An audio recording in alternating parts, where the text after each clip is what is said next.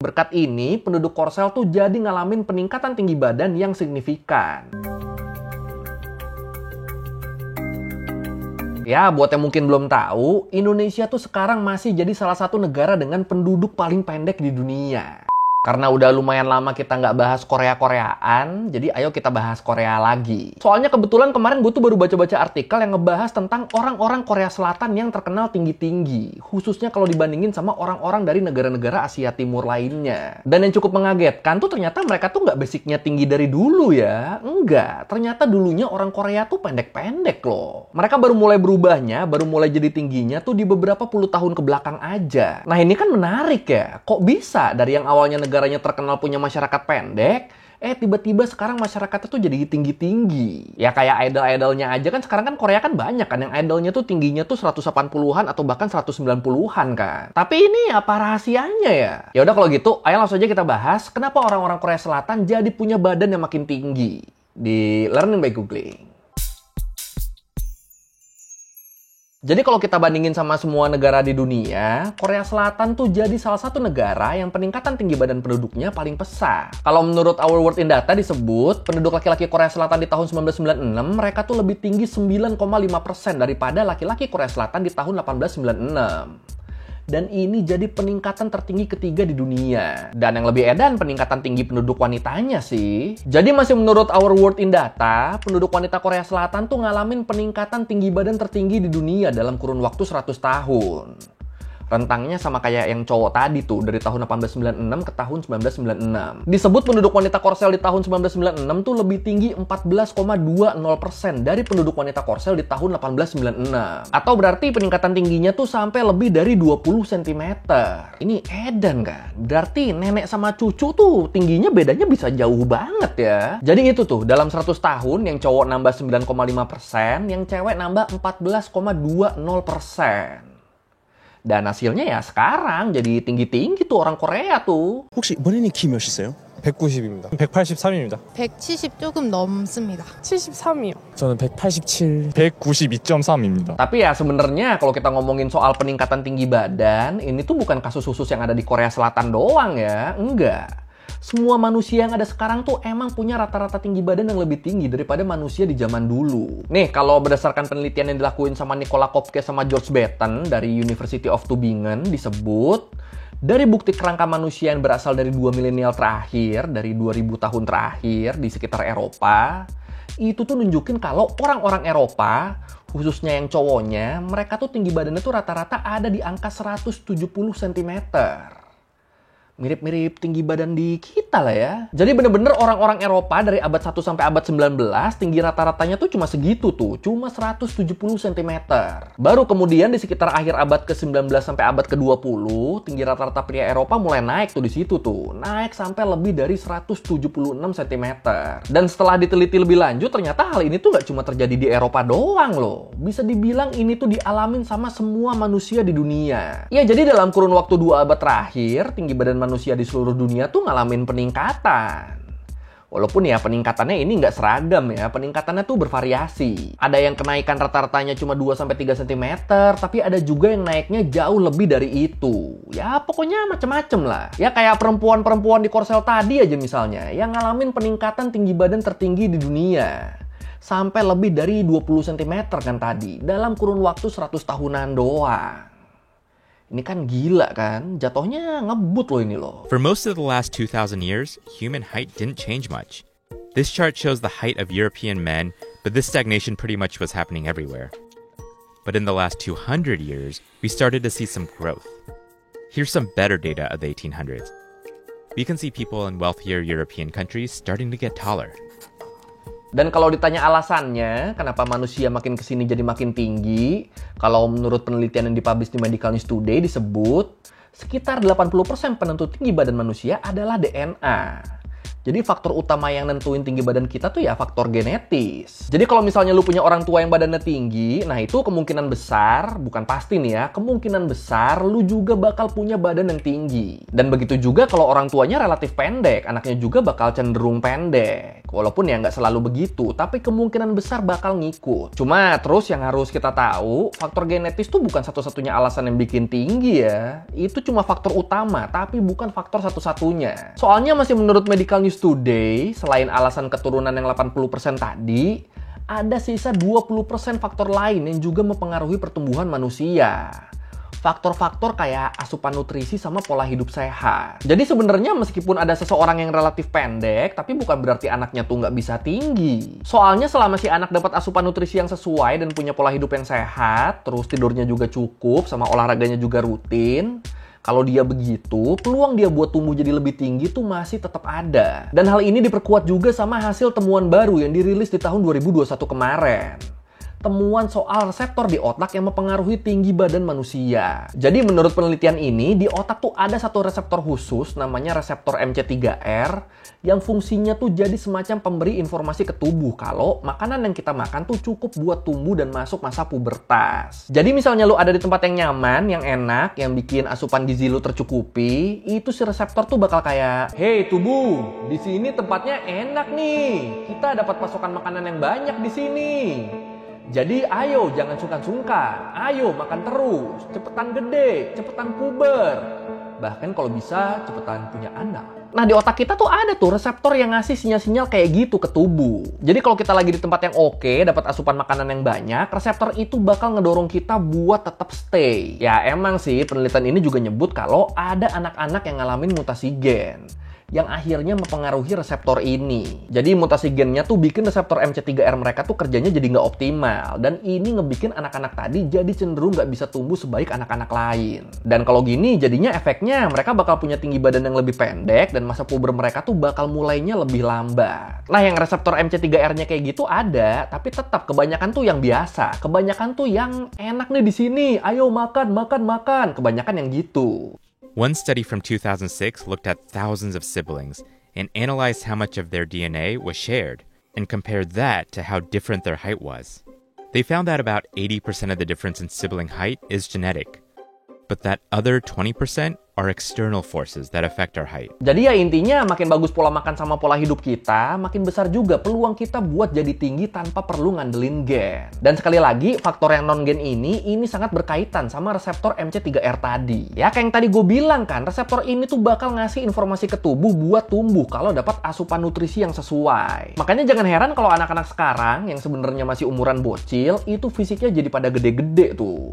Udah tinggi, terus udah pada puber juga. Jadi kalau ada anak yang gitu, yang umurnya sebenarnya masih kecil tapi badannya udah gede sama udah puber, itu tuh bukan gara-gara kebanyakan makan fast food ya. Enggak.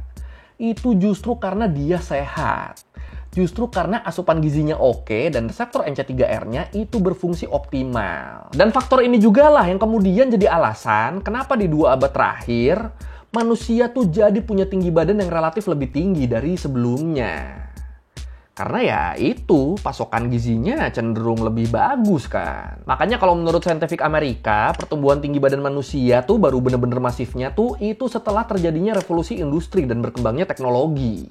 Dimana di masa-masa ini, produksi dan distribusi makanan tuh udah nggak sesusah dulu. Bahkan masyarakat dari kelas bawah juga, mereka tuh ikut ngalamin peningkatan tinggi badan loh. Dan ini bisa begini soalnya, walaupun mereka bisa dikategorikan sebagai orang miskin, tapi mereka jatuhnya tuh tetap bisa dapat akses makanan yang lebih baik daripada orang-orang miskin di masa sebelumnya. Jadi kayak oke, mereka sekarang miskin, tapi kalau dibandingin sama orang miskin di masa yang dulu banget, yang mereka tuh jatuhnya lebih enak. Makanya akhirnya badan mereka tuh lebih tinggi kalau dibandingin sama orang-orang miskin zaman dulu. Cuma ya tetap walaupun orang miskin sekarang tuh jadi ikutan meninggi, tapi kalau dibandingin sama kelompok masyarakat yang kelas sosialnya lebih tinggi, ya mereka tuh tetap cenderung lebih pendek. Terus selain itu, para peneliti juga nemuin fakta kalau terjadinya bencana kelaparan di masa perang itu juga ngaruh ke pertumbuhan anak-anak di masa itu. Jadi anak-anak yang lahir dan tumbuh di masa perang yang jadi korban kelaparan, mereka tuh bakal punya tinggi badan yang lebih pendek dibanding sama anak-anak yang lahir dan tumbuh di masa-masa setelah perang. Dan itu juga alasan kenapa peningkatan tinggi badan manusia baru berkembang pesatnya banget tuh di 200 tahun terakhir.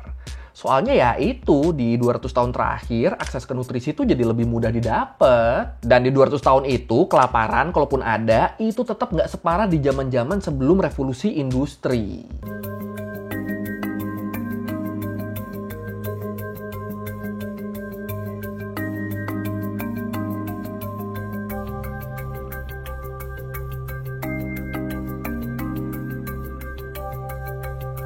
Jadi ya itu ya, alasan dan faktor-faktor yang bikin manusia sekarang tuh jadi lebih tinggi. Dan balik ke Korea Selatan, mereka tuh jadi salah satu yang pertumbuhan tinggi badannya paling pesat. Tapi kenapa Korea bisa paling pesat? Ya pastinya itu masih ada kaitannya sama faktor-faktor yang kita bahas tadi. Faktor kualitas hidup yang lebih baik. Faktor pemenuhan nutrisi dan pola hidup sehat. Ya, kalau lu ingat, udah pernah kita bahas juga di video yang ini. Di zaman-zaman perang dingin, Korea tuh kan jadi salah satu medan pertempuran yang paling panas kan. Dan kondisi ini akhirnya ngebikin Korea, baik itu Korsel maupun Korut, jadi negara yang dikategorikan sebagai negara miskin. Apalagi Korea juga kan sempat ngalamin krisis pangan kan, yang ngebikin kondisi Korea tuh waktu itu bener-bener terpuruk banget. Baru tuh kemudian di sekitar tahun 1961, waktu Korea Selatan beralih fokus ke industri manufaktur dan ekonominya pelan-pelan jadi membaik, baru di situ kualitas hidup masyarakat Korea Selatan tuh jadi ikutan meningkat. Di era itu masyarakat Korsel tuh jadi bisa memenuhi kebutuhan nutrisinya, khususnya buat anak-anaknya. Dan ini dibuktikan dengan meningkatnya suplai makanan per kapita waktu itu, yang angkanya tuh terus naik, bahkan sampai udah bisa bersaing dengan negara-negara Eropa di sekitar tahun 2010-an. Terus selain ketersediaan pangan, tingkat kematian anak di Korea Selatan juga tuh makin kesini tuh makin turun loh. Ya kalau kita bandingin sama dulunya, kayak di tahun 1950-an misalnya, itu waktu itu angka kematian bayi usia kurang dari 1 tahun di Korsel tuh mencapai angka 20% loh. Ini kan tinggi banget ya. Tapi angka ini kemudian turun drastis seiring dengan berakhirnya Perang Korea dan kualitas ekonomi yang membaik dari waktu ke waktu. Dan hasilnya ya kayak yang kita bahas tadi, berkat ini penduduk Korsel tuh jadi ngalamin peningkatan tinggi badan yang signifikan.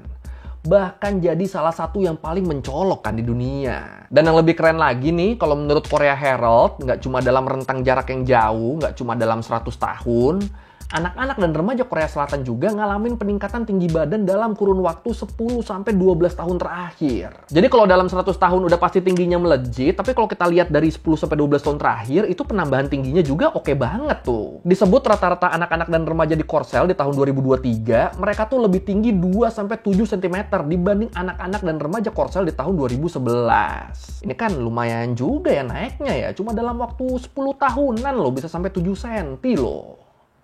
Gila. Keren. 100 years ago, South Korea was poor, and the people were shorter than the global average. But by the 1960s, they had mostly caught up. Then, something drastic happened.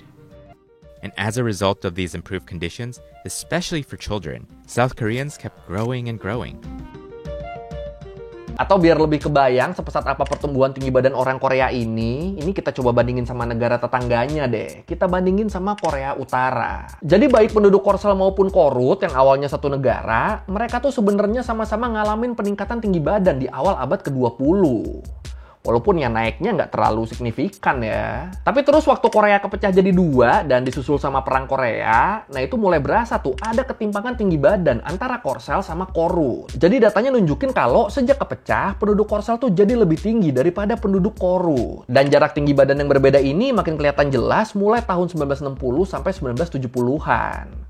Waktu penduduk Korsel tinggi badannya makin meningkat, sementara penduduk Korut itu tinggi badannya cenderung stagnan. Dan kalau ngelihat konteks sosial ekonomi yang dialamin sama dua negara ini, nasibnya kan emang beda banget kan. Penduduk Korut tuh kan dalam beberapa dekade terakhir itu masih banyak yang terjebak kemiskinan. Sementara warga Korsel justru banyak yang berhasil bangkit waktu ekonomi negaranya juga membaik. Jadi yang tadinya waktu masih satu negara tuh tingginya cenderung sama, tapi setelah kepisah itu yang Korsel jadi begini, yang Korut ya naiknya dikit-dikit aja, jadi beda banget tuh. Dan itu ya alasan kenapa bisa jadi beda bangetnya ya, karena Korsel kan ekonominya membaik, daya beli masyarakatnya juga naik, dan akhirnya standar hidup masyarakatnya juga ikutan naik. Dan ini ngebikin penduduk Korsel jadi bisa dapat makanan bergizi lebih mudah. Dan ujungnya penduduknya jadi makin tinggi. Jadi ya makin ketinggalan jauh tuh tinggi badan orang Korut tuh. This is the height of South Koreans and North Koreans in the 1930s. Back then, they were one country, so naturally they were about the same height. Then in 1945, the North and South were split up. And in the generations since the division, the height gap between the two Koreas has continuously widened. Atau satu lagi deh, kita bandingin sama orang kita deh. Ya, buat yang mungkin belum tahu, Indonesia tuh sekarang masih jadi salah satu negara dengan penduduk paling pendek di dunia. Ya, jadi kalau menurut World Population Review disebut, kita tuh jadi negara paling pendek ke-18 di dunia loh. Peningkatan tinggi badan kita tuh nggak signifikan, cuma sekitar 5%-an aja, baik itu cowoknya maupun ceweknya. Dan ini bisa begini alasannya ya pastinya, karena asupan gizi dan pola makan orang kita tuh masih belum bagus. Ya, lu tahu sendiri kan orang kita, termasuk gua, kalau belum makan nasi tuh kan dianggapnya belum makan kan. Gua kalau belum kena nasi tuh mau makan sebanyak apapun berasa nggak kenyang gua. Bahkan seringnya karena gua doyan banget rasa nasi, akhirnya proporsi antara nasi sama lauk dan sayurnya tuh sama sekali nggak berimbang. Nasinya banyak, lauknya seuprit doang. Itu gue sering banget tuh kayak gitu tuh, sumpah. Padahal selain karbohidrat dari nasi kan tubuh kita juga tuh butuh asupan protein, mineral, dan vitamin dari lauk pauk, sayuran, sama buah buat beraktivitas dan buat pertumbuhan. Tapi ya untungnya buat gua, walaupun asupan gizi gue cenderung gak berimbang, walaupun banyakan nasinya, untungnya gue gak pendek sih. Ya, dari gennya juga kuat mungkin ya. 179 gak pendek kan ya. Dan sebenarnya buat ngatasin ini, pemerintah kita tuh udah ada loh panduan buat makanan gizi berimbang.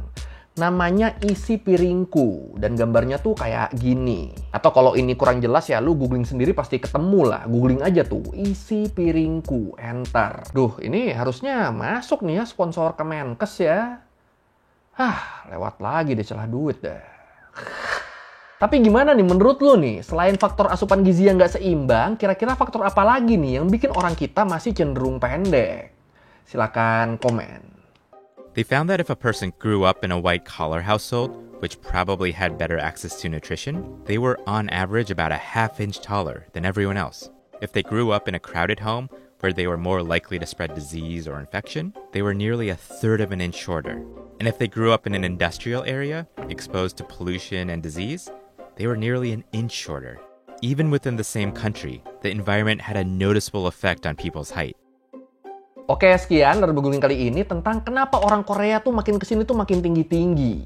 Dan ternyata pertumbuhan tinggi mereka tuh emang yang paling pesat di dunia ya, salah satu yang paling pesat di dunia.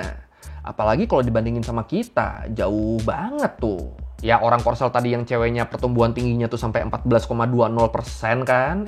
Orang kita cuma 5% doang. Ya kalau lu merevisi kayak gue udah salah, atau lu mau nanya, atau nambahin di video, bisa tulis di komen, kita diskusi kayak biasa. Sekali lagi, thank you nonton, jangan lupa like, comment, subscribe. Bye!